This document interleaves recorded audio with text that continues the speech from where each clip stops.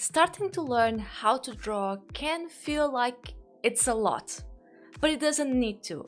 And for that reason, I thought of giving you a few tips for when you're just starting to learn drawing. So here goes. First off, start with baby steps. I know there are a lot of things to learn and we kind of want to cover all the bases, but that tends to be a bit too much. So start small, one thing at a time. You want to learn how to draw your own characters? Then start learning some anatomy first. Focus on specific parts of the body you want to learn and get better at, and practice until you feel like you got it. For example, start with the head and face first. Focus on just that. When you get the hang of it and feel comfortable drawing faces, then go for the hair, and so on until you can draw a whole character. I think that we tend to overwhelm ourselves at first because we want to be good at everything right away.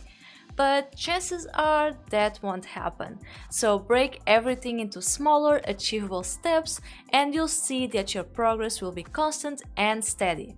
Now, even if you want to create things from your own imagination, it's important to learn from real life first. So whenever you're drawing, gather some references for it. You want your character in a specific pose? Then get a reference for that, study and practice it. You want to draw a dress? Look up some dresses and get inspiration from them. See how the folds work and draw them. Don't underestimate the power of references. Even when you've been drawing for a long time, references are your friends. Our brains make mistakes sometimes. I mean, who never drew the hand from the wrong side? Just me?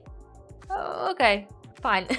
But having that reference right next to us will help avoid some accidents. Not only that, but references will help you understand how the body, clothes, objects, and others work. And once you know how to draw those things, then you can start exaggerating, changing proportions, and adapting things to the style you like. Now, if you're enjoying this video, don't forget to give it a like and subscribe for more. And now on to our next tip, be consistent. And I'm not talking about your art style being consistent, that is something that you don't need to worry about at all, but do try to be consistent in your practices. If you decide to draw once every month or so, your progress will be very slow. The longer you are without drawing, the harder it will be to come back to. You'll forget how to move the pencil, how to draw those shapes, because you're not used to them anymore. You need to build up some muscle memory to improve and get better at drawing your characters. So do try to set up a schedule that you know you'll stick to. It can be however you like. It could be 30 minutes a day or 15 minutes. If you're really busy during the week and don't feel like adding another task to it, then maybe 1 hour or 2 of practice on weekend days. Simply set a schedule that is comfortable for you. Now, another thing very important is to always have a sketchbook, iPad, a notebook, any other kind of tablet with you. Not only to draw, but to write down notes as well.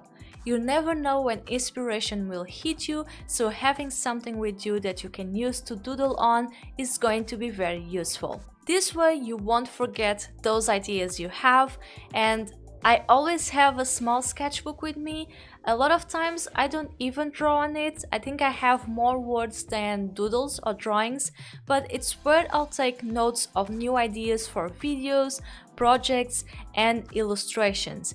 It's very common for us to have ideas when we go to bed, or are going for a walk, or even while watching something on TV. And it's also very common for us to think we'll remember that later on. But most of the times, we won't. So write everything down the moment you think about it.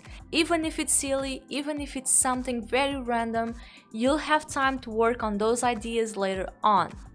Not only that, but having a sketchbook nearby at all times also means that you have something to draw on whenever you feel like it. You're waiting for your doctor's appointment or for the next bus? Then it's a perfect time for some doodling. Finally, for my last tip, exercise, and do a lot of stretching. It doesn't seem like it, but drawing does take a toll on our body. So it's important to warm up and do some exercises so we don't strain our body and develop injuries later on. Before drawing, warm up your wrists, back and neck. Pay attention to your position while drawing.